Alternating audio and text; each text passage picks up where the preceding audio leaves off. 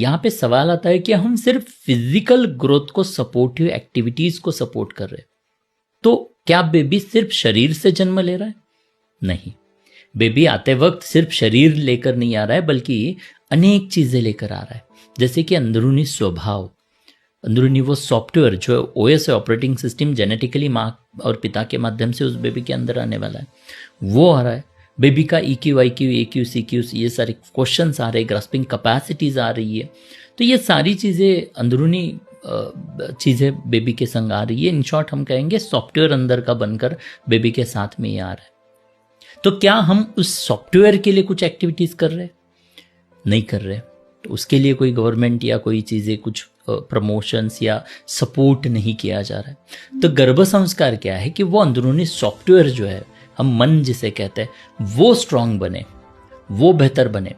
तो उसके लिए ये गर्भ संस्कार की गतिविधियां उस मन को, उस अंदरूनी सिस्टम को स्ट्रांगर बनाने के लिए हेल्प करता है।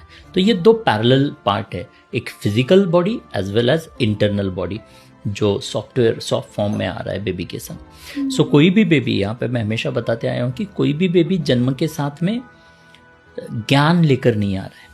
वो क्या ले रहा है? ज्ञान लेने की उन कैपेसिटी को लेकर आ रहा है, ज्ञान लेने की उन इंद्रियों को लेकर आ रहा है, ज्ञान प्रोसेस करने के उस इंद्रियों को, प्रोसेसर को लेकर आ रहा है। तो वो सारी चीज़ें बेबी के संग उस 9 महीने स्त्री गर्भ के अंदर ही निर्माण हो रही है। और इसीलिए जैसे हम फिजिकल ग्रोथ को सपोर्ट कर रहे हैं, वैसे ही मेंटल, इमोशनल और इंटेलेक्चुअल डेवलपमेंट के लिए भी हमें कुछ सपोर्ट करना होगा। और उसके ऊपर जब हम फोकस करेंगे, उसके ऊपर हम जब काम करेंगे, तो जन्म ली हुई हर एक संतान इंटेलेक्चुअली डिफरेंट रहेगी। और जब इंटेलेक्चुअली बेबीज डिफरेंट रहेंगे, तभी शायद भारत का भविष्य बदलेगा। इसलिए मैं कह रहा हूँ कि आज इंडिया का पॉपुलेशन कम नहीं है, 146 करोड़ की आबादी है, लेकिन जब हम ओलंपिक्स में जाते हैं तब पता चलता है कि हम कहाँ पे। सो यहाँ पे क्वांटिटी कम नहीं है, यहाँ पे क्वालिटी की कमी है।